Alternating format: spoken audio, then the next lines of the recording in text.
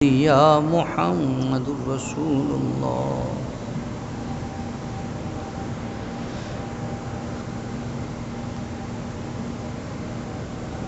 اللہ تبارک و تعالی جل مجد الکریم کے حمد و ثنا، حضور پر نور شافی یوم النشور صلی اللہ علیہ وآلہ وبارک وسلم کی ذات والا صفات پہ ہدیہ درود و سلام کے بعد مالک و خالق کے حضور التجا ہے وہ ہم سب کا مل بیٹھنا، آنا جانا، سننا سنانا، پڑھنا پڑھانا قبول فرمائے، مجھے حق اور سچ بیان کرنے کی اور ہم سب کو اس پر عمل پیرا ہونے کی توفیق نصیب فرمائے۔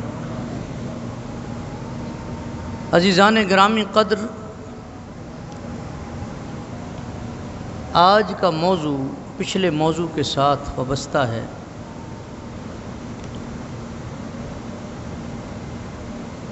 آج کے موضوع میں چونکہ پیچھے بھی صوفیاء کا ذکر چل رہا تھا،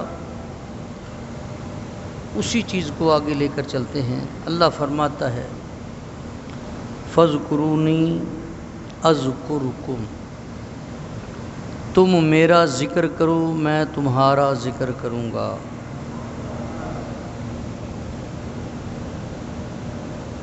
تم میرا ذکر کرو میں تمہارا ذکر کروں گا۔ ذکر ہے کیا؟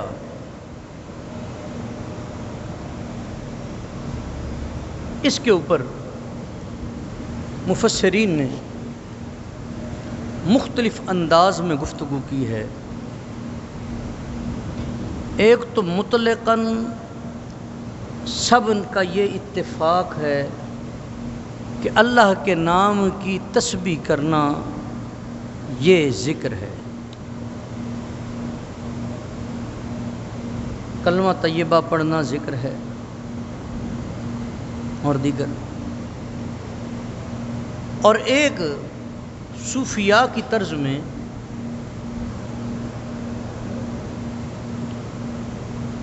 ذکر دو طرح سے ہوتا ہے، ایک قولی ایک فعلی۔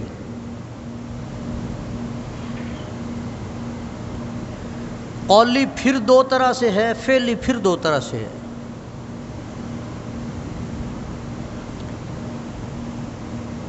قولی دو طرح سے کس انداز میں؟ تسبیحات کرنا یہ بھی اللہ کا ذکر ہے، اس کی مخلوق کو ہدایت کی طرف راغب کرنا، واعظ و نصیحت کرنا یہ بھی اللہ کا ذکر ہے۔ یعنی جس انداز میں آج مدارس کام کر رہے ہیں، وہ بچہ جس کو صحیح معنوں میں الف با تا ثا پڑھنا نہیں آتا، اس بچے کو بسم اللہ سے شروع کروا کے اور قال اللہ و قال رسول، احادیث مبارکہ قرآن پاک کا حفظ کروانا، تجوید کے ساتھ پڑھانا، فقہ پڑھانا، اسی طرح حدیث، اصول حدیث، پھر حدیث کو پڑھانا، یہ سارے کا سارا اللہ کا ذکر ہے۔ یہ سارے کا سارا اللہ کا یہ ذکر قولی میں آتا ہے، یہ ذکر قولی میں آتا ہے۔ اور ایک ذکر فعلی ہے، اس کی دو قسمیں۔ ذکر فعلی کیا ہے؟ اذان آئی، ہم نے کام کاج چھوڑا، نماز کے لیے آ گئے۔ رمضان المبارک ہے، ہم نے روزوں کا اہتمام کیا، سحر و افطار کا اہتمام کیا، تلاوت کلام الرحمن کا اہتمام۔ ویسے بھی تقریباً احباب قرآن پاک کی تلاوت کرتے ہی ہوں گے، لیکن خاص طور پہ رمضان المبارک میں، اسی طرح دیگر جو طاق راتیں آتی ہیں، یا ہمارے پاس شب بارات ہے، شب معراج ہے، دیگر جب یہ راتیں آتی ہیں تو خاص طور پہ نوافل کا، خیرات کا اہتمام کرنا، ذکر اذکار کا، محافل کا اہتمام کرنا۔ بعض احباب کے گھروں میں ماہانہ طور پہ 11ویں شریف کا ختم شریف وغیرہ ہوتا ہوگا، وہاں پہ بیٹھ کے بھی۔ اب یہ جتنی پریکٹس ہے، یہ آنا جانا، یہ مشقت اٹھانا، حج پہ ایک بندہ جاتا ہے، عمرے پر جاتا ہے، تو سارے سفر کی مشقت وہ اٹھاتا ہے۔ اسی طرح یہ فعل کی ایک قسم میں آتا ہے،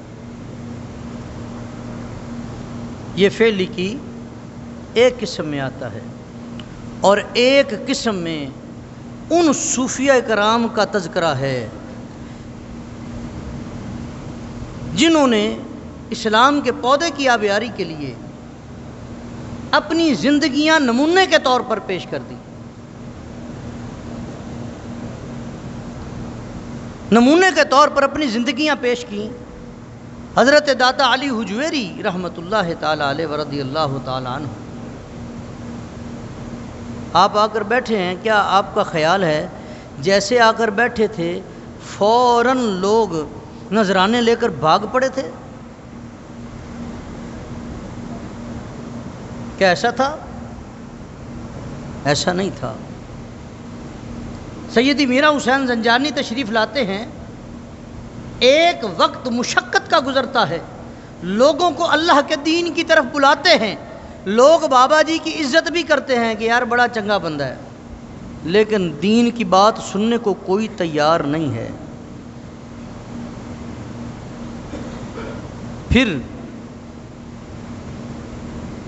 وہ ونڈ جو خدائی ہے، ایک کنواں ہوتا تھا جو آج بھی چاہ میراں جس کے نام سے موسوم ہے،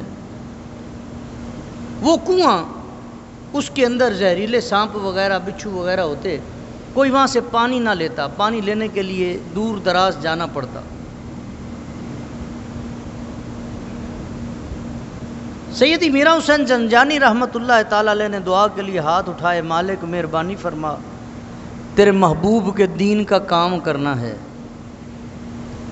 اس پانی کو شیریں کر دے۔ آج بھی چاہ میراں کا پانی میٹھا ہے،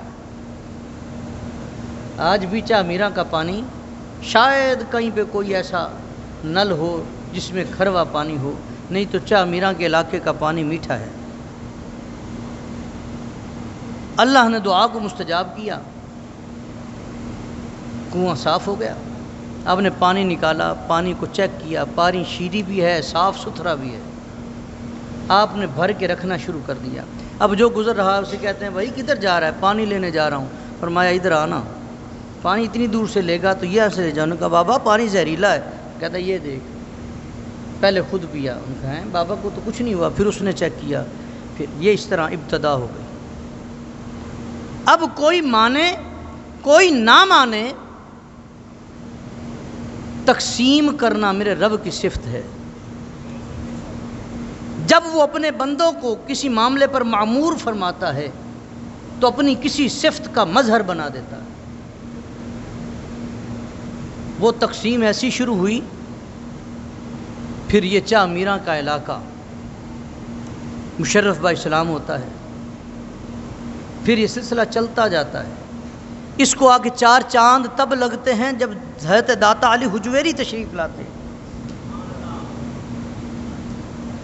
اور وہ وقت آتا ہے کہ حضرت خواجہ غریب نواز خواجہ معین الدین چشتی اجمیری رحمۃ اللہ تعالی علیہ آپ آتے ہیں، آ کے اعتکاف کرتے ہیں۔ پہلے بزرگوں کا طریقہ یہ ہوتا تھا کہ جب بھی وہ کسی اللہ کے ولی کے مزار پر جاتے، مسافری میں ہوتے، تو وہاں پر اعتکاف کیا کرتے، جسے ہم چلہ گاہ کہتے ہیں۔ انہوں نے آ کے اعتکاف کیا یہاں پہ۔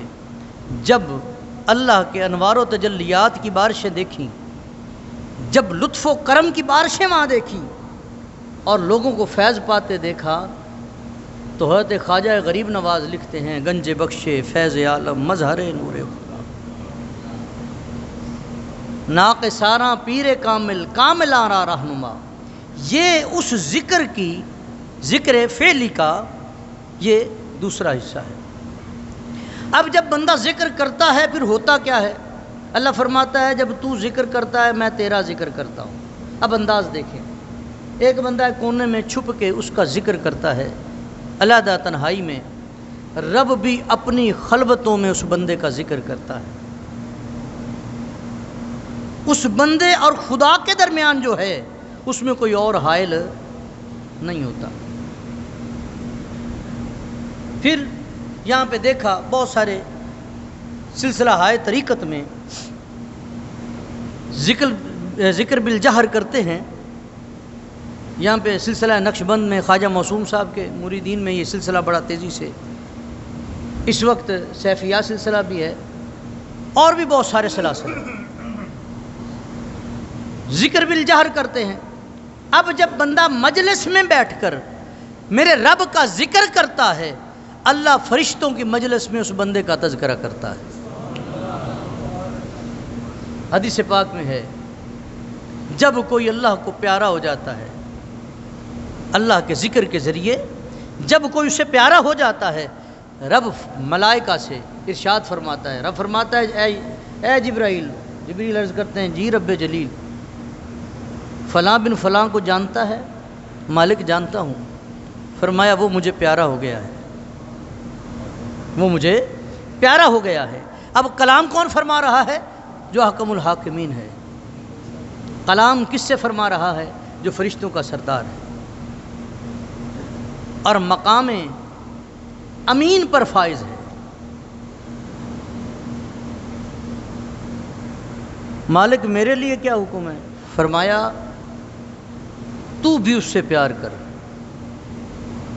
مالک وہ مجھے بھی پیارا ہو گیا. اب کیا حکم ہے؟ فرمایا فرشتوں میں اعلان کروا دے کہ فلاں بن فلاں مجھے پیارا ہو گیا ہے تم بھی اس سے پیار کرو. پھر آسمان کی دنیا میں اعلان کروا دیا جاتا ہے.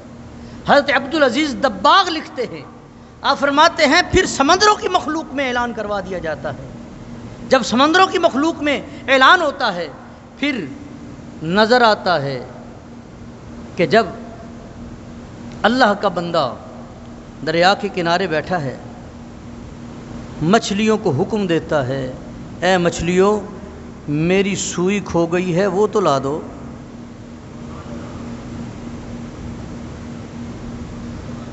میری سوئی کھو گئی ہے وہ تو لا دو. مچھلی منہ میں سوئی لے کر کنارے پر آ جاتی ہے. آپ فرماتے ہیں یہ حکمرانی اچھی ہے یا وہ اچھی ہے؟ جب بندہ پیارا ہو جاتا ہے پھر پانی کی مخلوق میں اعلان ہو جاتا ہے اور آخر میں پھر زمین پر اعلان کروا دیا جاتا ہے.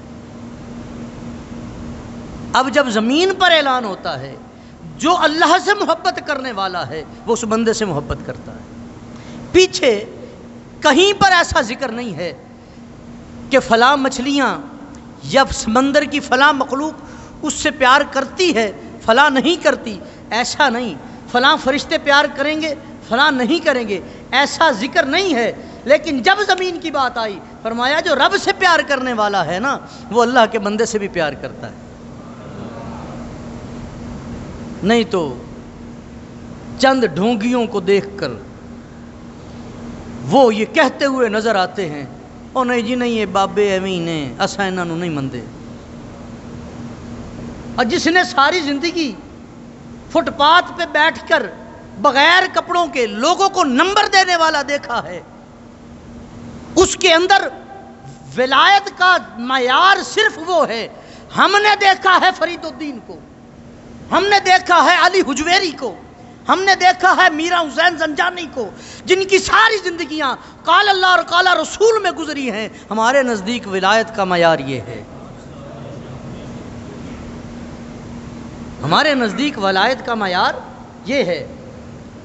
اکثر یہ بات میں کہا کرتا ہوں میں نے اپنے شیخ کریم کو دیکھا میرے استاد بھی ہیں میرے شیخ بھی ہیں علامہ ابو النصر منظور احمد شاہ صاحب رحمۃ اللہ تعالی علیہ.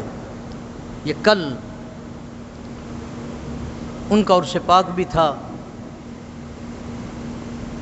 2019 میں 25 اگست کو ان کا وصال پاک ہوا. میں نے ان کے پاس 11 سال گزارے اور بڑے قرب میں رہا. میں نے کئی بار یہ بات بتائی ہے کہ میں نے بغیر وضو اس مرد درویش کو سلام کرتے بھی نہیں دیکھا. کلام تو دور کی بات ہے،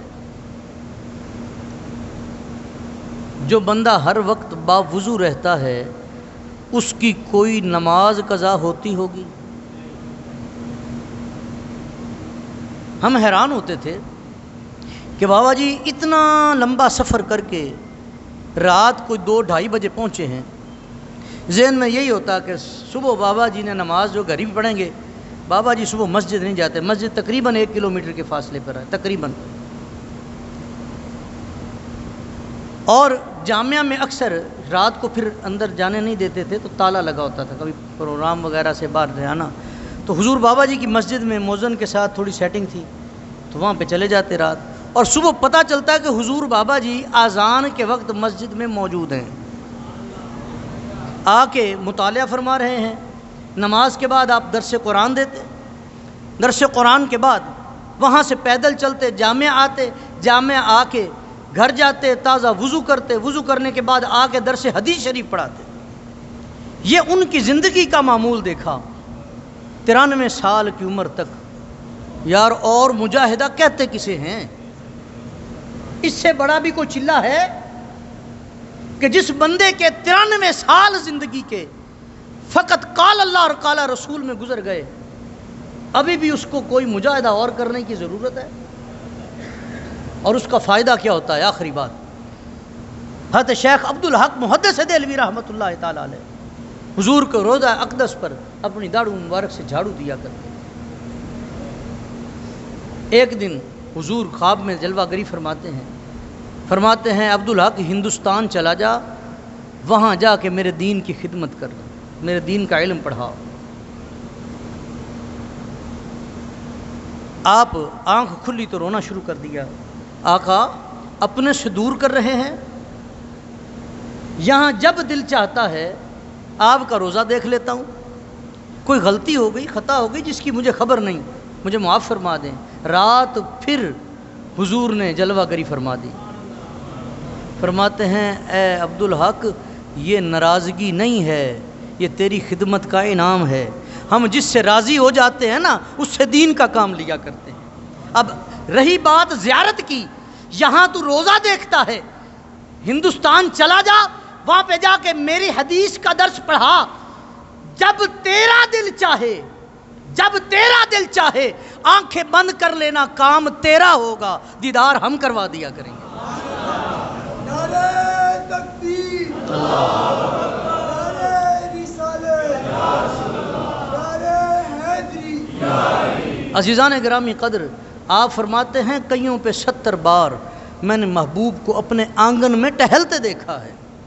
جب کوئی اس کے دین کا کام کرتا ہے، جب کوئی اس کے دین کی تجوید و ارشاد کے لیے کام کرتا ہے، پھر میرے مصطفیٰ کی خاص نظر اس پر ہوتی ہے، مصطفیٰ کی خاص نظر ہوتی ہے۔ پھر ممتاز حسین قادری یہ کہتا ہوا نظر آتا ہے، اور کیوں مجھے دیر کر رہے ہو، وہ دیکھو تو صحیح سامنے میرے منتظر کون ہے، وہ دیکھو تو صحیح۔ حضور انتظار فرما رہے ہیں کہ ممتاز دنیا کو چھوڑ کے میرے پاس آنے والا ہے۔ پھر مقام ایسے ملتا ہے، دعا ہے اللہ ہم سب کو عمل کی توفیق عطا فرمائے۔